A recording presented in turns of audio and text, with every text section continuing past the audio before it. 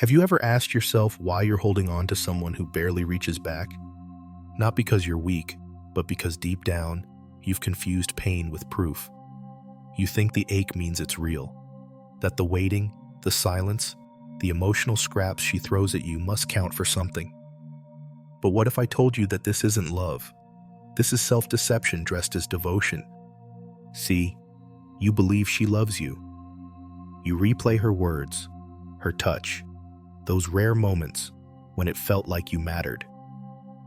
But those moments don't define a person. Patterns do. And if you're honest, the pattern is this: inconsistency, confusion, distance. And yet, you stay, you wait, you hope. Why? Because it's easier to believe she loves you than to accept that she doesn't. Because facing that truth would mean you have to face yourself. And that's the part no one tells you. Most men are not chasing love. They're chasing identity through someone else's validation. Nietzsche once said, "Sometimes people don't want to hear the truth because they don't want their illusions destroyed." And that's exactly what this message is going to do.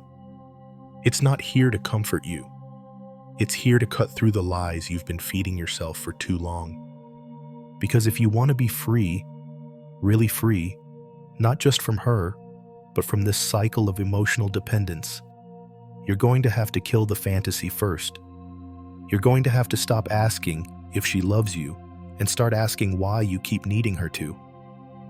This won't be soft, but it will be clean, honest, and necessary. Let's begin. You think she loves you because you feel something. That's the trap. You mistake your own emotional intensity for mutual connection. You convince yourself that the depth of what you feel must be reflected back. But it isn't.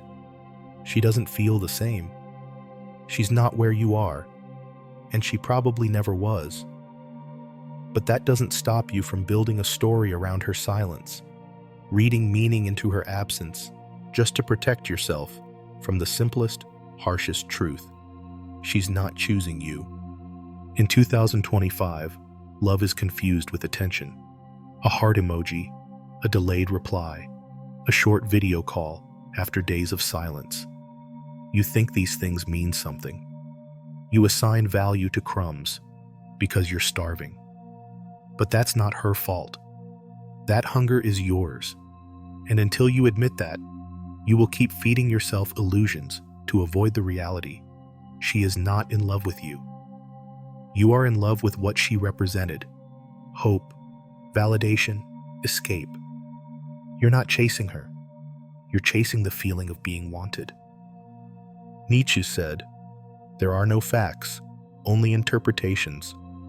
And that's what you're trapped in, your interpretation of what you wish she felt. Not the truth, not her actions, but your need, painted across her silence like it means something profound. It doesn't. It's just silence. She might like you.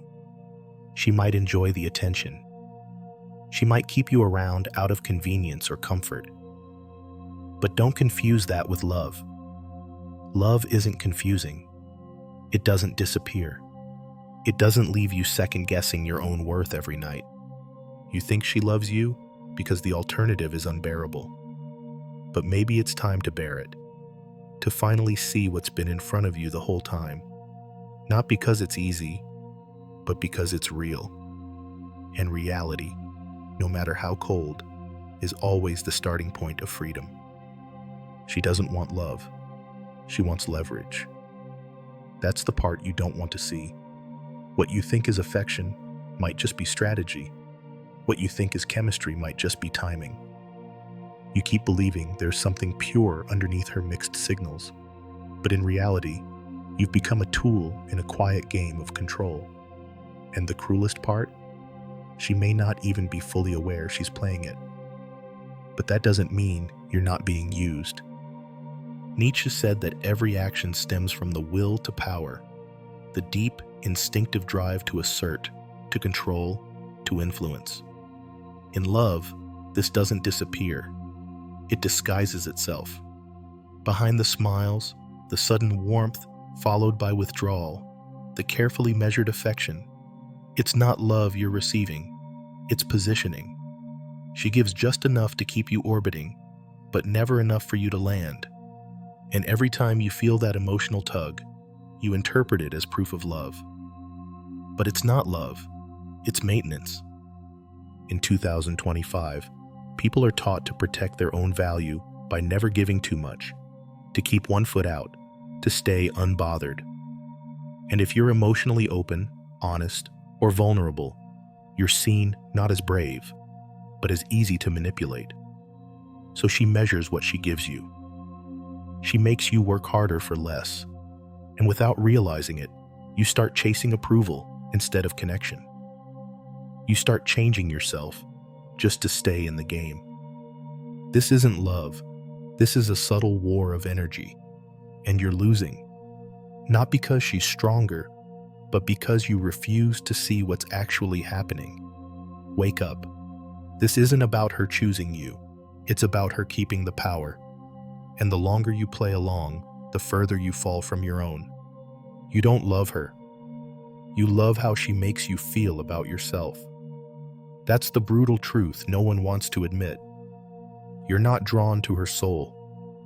You're drawn to your own reflection in her eyes. She gave you a feeling, maybe once, that made you believe you were enough, desired, important. And ever since then, you've been chasing that version of yourself through her. But what happens when she stops reflecting it back? You fall apart. Not because she's gone, but because the version of you that felt worthy disappears with her. Nietzsche would say, this isn't love at all.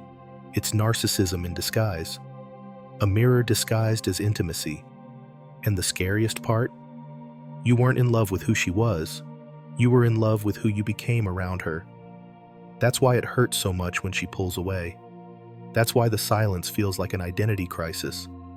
She wasn't just a woman to you. She was your emotional oxygen. This is why so many relationships collapse without warning. Because once the reflection breaks, the illusion dies.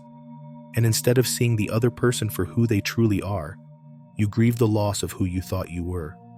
That version of you she awakened, the confident, needed, seen version, you start chasing that in her, even when she's already checked out. And here's the coldest part. She may have never seen you at all. She saw what she needed. You saw what you needed. Two people, projecting, not loving, just using each other as emotional filters. And when the filters fall away, so does the bond. You thought it was love, but maybe it was just the hunger to feel alive in someone else's presence. And the only way out of that hunger is to stop needing a mirror to believe you exist. She didn't lie to you. You lied to yourself. You saw signs, hesitations, inconsistencies. You saw the way her words didn't match her actions. But instead of accepting it, you created a version of her that made sense in your story. You gave her qualities she never showed. You painted over red flags with the brush of potential. That wasn't love. That was projection. You weren't seeing her. You were seeing who you wanted her to be. Nietzsche warned about the danger of illusions, especially the ones we create to avoid the discomfort of truth. You weren't in denial because you were blind. You were in denial because reality would have forced you to let go. And letting go meant losing more than her. It meant losing the fantasy. That image you built of a woman who would finally make you feel safe, worthy, seen. She never claimed she was that person, but you assigned her the role. And now that she's stepping out of it, you call it betrayal. But the only betrayal that happened was the one you did to yourself, ignoring your instincts to preserve the lie. She wore a mask. We all do. But what you did was worse. You refused to look under it. You told yourself stories. You filled in the blanks. You called distance complexity, silence mystery, mixed signals depth. But what if it was just avoidance? What if she never wanted what you kept trying to offer? The most dangerous kind of love isn't the one that breaks you. It's the one that keeps you guessing, hoping, analyzing, until you forget who you were before it started. You're not heartbroken over who she was. You're grieving the illusion, the one you protected, the one you built. And now, it's time to tear it down. You think she's distant because she's confused, because she's been hurt before, because she just needs more time. But what if it's none of that? What if she's distant because she's already detached, and she just doesn't have the courage to say it out loud? There's a moment in every relationship where love quietly expires, and no one talks about it. What's left behind isn't always anger or hatred. Sometimes it's something colder, quiet resentment. She doesn't fight because she no longer cares to. She doesn't explain because it's easier to let you keep hoping. Resentment doesn't always show up through shouting or blame. Sometimes it shows up through indifference, through the slow fading of presence, through the subtle shifts in tone, the delayed replies, the effort that disappears but is never addressed. And still, you stay. You keep giving, adjusting, lowering yourself in the name of understanding. But there's nothing noble about loving someone who resents you. It's not loyalty. It's self-erasure. Nietzsche spoke about the unbearable lightness of being misunderstood. That moment when the person you once shared everything with now looks at you like a stranger. You feel it, but you avoid it. Because accepting it means you'd have to face the fact that you're holding on to someone who's already emotionally gone. And that would mean letting go. And letting go would mean facing the silence you've been avoiding inside yourself. Stop mistaking her distance for depth. Stop telling yourself she's just healing. She might just be done with you, with the relationship, with pretending. And the longer you deny that truth, the deeper the damage becomes. Not to her, but to yourself. Because loving someone who resents you is a slow form of self-abandonment. And you deserve better than being tolerated. You keep calling it love, but what you really feel is dependency. And the problem with dependency is that it doesn't care if you're respected. It just cares that you're not alone. You say you can't leave her because you love too much, but the truth is simpler and darker. You're afraid of the void, afraid of what happens when no one is there to distract you from yourself. So you cling to someone who gives you less than you deserve because the silence of being without her feels louder than the pain of being with her. Nietzsche believed that true strength comes from standing alone, not from being needed. But you've been conditioned to think that needing someone is the same as loving them. It's not. Neediness is not intimacy. It's not connection. It's fear. And fear keeps you trapped in emotional cycles that masquerade as romance. You don't want her. You want relief from your own insecurity, from your own doubts, from the discomfort of being fully responsible for your own life. You've made her your emotional anchor, but she was never built to carry that weight. And now she feels it. That pressure, that silent desperation every time you ask for reassurance without using words. And instead of drawing her closer, it pushes her away. Because no one wants to feel responsible for keeping someone else whole. What you call devotion is just avoidance. Avoidance of doing the inner work. Avoidance of building your own emotional backbone. And as long as you keep outsourcing your sense of peace to someone else, you will always be at the mercy of their presence. Or worse, their absence. You don't need her to feel complete. You need to stop believing that you were ever incomplete to begin with. She doesn't hate you. That would at least mean she still feels something. What you're facing now is worse. She's indifferent. She doesn't check in, doesn't ask questions, doesn't wonder how you are unless it benefits her. And you feel it, even if you don't want to admit it. The conversations are mechanical. The warmth is gone. But you keep convincing yourself there's still something left. You mistake her calm for peace, her distance for space, her silence for thoughtfulness. But the truth is, she simply stopped caring, and you're the only one still pretending this is love. Indifference is not passive. It's cold, calculated detachment. It's the space where your presence doesn't change anything, where your absence doesn't shift a thing. Nietzsche wrote that to be ignored is worse than to be hated. Hatred at least gives you a role, a weight. Indifference erases you, makes you invisible in the life of someone you once gave everything to. You keep trying harder, thinking effort can melt emotional frost. But nothing you do breaks through. Because you're not fighting for the relationship, you're fighting for relevance. You want to be seen again, felt again. But what hurts most is knowing she once looked at you with fire in her eyes, and now she looks right through you. The silence between you isn't empty. It's filled with everything she no longer says because she doesn't care enough to explain. That's the part you need to see. Not her apathy, but your refusal to accept it. You're not losing her. You already lost her. What you're losing now is the illusion that she was still holding on. And sometimes, letting go of that illusion is the only way to finally reclaim yourself. You're not unlucky in love. You're addicted to the pain. It's a pattern you don't see because you've been living inside it for so long it feels normal. You meet someone who's emotionally unavailable, who gives you glimpses of connection, but never the real thing. You chase. You compromise. You try to earn something that should never require earning. Then it ends, and you tell yourself you'll choose better next time, but you don't. You choose the same story with a different face, because it's not about her anymore. It's about what lives inside you, and how it keeps pulling you back into the same cycle. Nietzsche believed in the idea of eternal recurrence, the notion that you might be forced to live the same life over and over again. And here's the brutal part. Some of you are already doing that emotionally.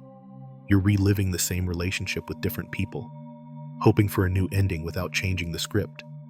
You mistake familiarity for fate, but all you're doing is repeating unresolved pain over and over, calling it love. You've been taught that intensity equals connection, that chaos means passion. So when you meet someone who makes you feel calm, you say it's boring, but it's not boring. It's foreign, because you've trained yourself to respond to dysfunction like it's romance. You've hardwired your nervous system to chase what hurts. And until you break that pattern, it doesn't matter who you meet. You'll keep finding versions of the same emotional loop and calling it destiny. It's not destiny. It's a wound with a routine. And healing starts when you stop running in circles, trying to find someone who will finally love you the way you refuse to love yourself. You're waiting to be chosen, as if that will finally make you enough. You shape yourself around what she wants, tone yourself down when she pulls back, adjust your words so you don't come off as too much. You sit in silence, hoping she'll see your value on her own. But what you call patience is really fear. You don't speak your truth because you're terrified she'll walk away. And deep down, you believe that if she chooses you without being forced, then maybe, just maybe, you finally matter. But Nietzsche warned that waiting to be chosen is the posture of the weak. Because in that waiting, you give away your power. You hand over your identity to someone who isn't even sure if they want to hold it. You stop being the author of your own life and start playing the supporting role in someone else's emotional story. And you justify it all in the name of love. But let's be honest. This isn't love. This is submission. This is you placing her above yourself, believing her validation is the final stamp that makes your existence feel legitimate. That if she calls you enough, then you finally are. But needing to be chosen is the fastest way to forget who you are. You shrink, you soften, you silence your own voice, just to avoid the echo of rejection. But if you want peace, it won't come from being picked. It comes the moment you realize you never needed to be. You were never meant to be someone's option, someone's emotional placeholder until they felt ready. You were meant to be your own answer. And the day you stop waiting for her to say you're worthy, that's the day you become free. You keep asking how to win her back. But maybe the real question is why you ever needed to be won in the first place. You turned yourself into a puzzle she never tried to solve. You kept opening doors she never asked to walk through. And now that she's gone, you think building yourself up again is just a strategy to get her attention. But true power has nothing to do with getting her back. It has everything to do with becoming someone who no longer needs to be seen by her at all. Nietzsche didn't believe in chasing admiration. He believed in becoming so rooted in yourself that you no longer bend for recognition. That's what you've forgotten. You turned your worth into a performance. You became a version of yourself tailored to be liked. But here's the truth. The more you tried to be understood by her, the less you understood yourself. You started orbiting her opinions, her moods, her attention. And somewhere in the middle of all that effort, you disappeared. You think presence means showing up for her. But real presence begins when you show up for yourself. When your boundaries are no longer negotiable. When your silence no longer begs to be broken. When you build such a stable inner world that her absence doesn't even shake it. Become the tower she can't climb. Not to spite her, but because you've outgrown the need to be reached. Because you finally understand. The goal was never to be chosen. The goal was to remember who you are, without anyone choosing you. And when you do, you stop trying to prove your value. You become it. Unavailable, not out of pride, but out of clarity. Unshakable, because your center no longer moves for anyone. You were never asking for too much. You were just asking the wrong person. She made you believe that your emotions were inconvenient, that your honesty was pressure, that your desire to be met with the same energy was somehow a burden. And so, you stopped asking. You watered yourself down. You carried both sides of the connection, thinking if you just held on a little longer, she'd come around. But love that makes you beg for the bare minimum isn't love. It's emotional starvation dressed up as patience. She never really met you. She met your effort, your consistency, your willingness to stay through confusion. But she never looked past what you could give. She never asked how you were really doing, never offered to match what you carried. And maybe that's what hurts most. Not just losing her, but realizing she never truly saw you in the first place. Only what you could provide. Nietzsche believed that suffering becomes bearable when it has meaning. But what if your suffering didn't teach you anything, except how deep you could bury yourself for someone else's comfort? What if all it did was train you to normalize being overlooked? The truth is, you were loyal to a fantasy, and now that it's gone, you're left with the version of yourself you kept suppressing. That version deserves to breathe again. It deserves space. It deserves peace. Not another round of emotional negotiations just to be heard. So stop asking how to win her back. Stop making excuses for silence. Stop turning your heart into a negotiation table. You showed up. You loved fully. You tried. And now it's time to leave with dignity. Because if she really wanted you, why didn't she just love you back?